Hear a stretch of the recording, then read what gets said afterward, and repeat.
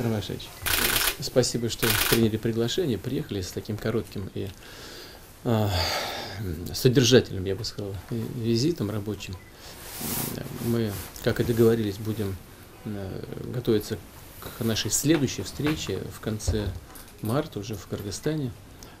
И обязательно продолжим наш диалог и по вопросам экономического взаимодействия, по нашим совместным усилиям по укреплению Евразес. Здесь есть над чем работать.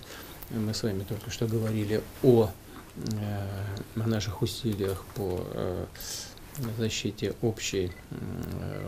общего таможенного контура. Здесь Россия сделала все для того, чтобы оказать Кыргызстану необходимую поддержку. Будем обсуждать, безусловно, дальше работу в сфере военного строительства, военного взаимодействия. В сфере ВПК надо, конечно, посмотреть для того, чтобы загрузить ваши предприятия. Ну и, разумеется, по вопросам миграционной политики. Мы понимаем, насколько чувствительны для Кыргызстана.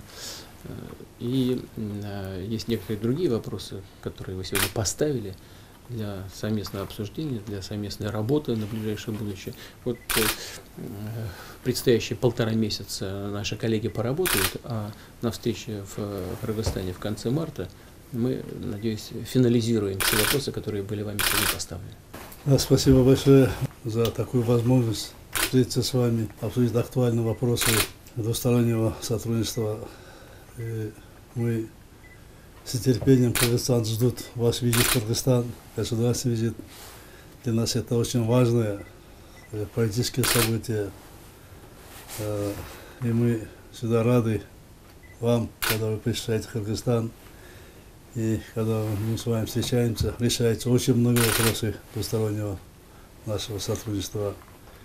И мы признательны вам, что вы всегда практически поддерживаете все вопросы двустороннего, многостороннего сотрудничества, которое между нами есть.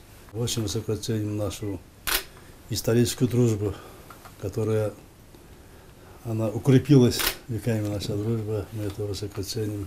И мы вас с нетерпением ждем в Кыргызстане. Спасибо большое. Спасибо. Спасибо большое. Спасибо.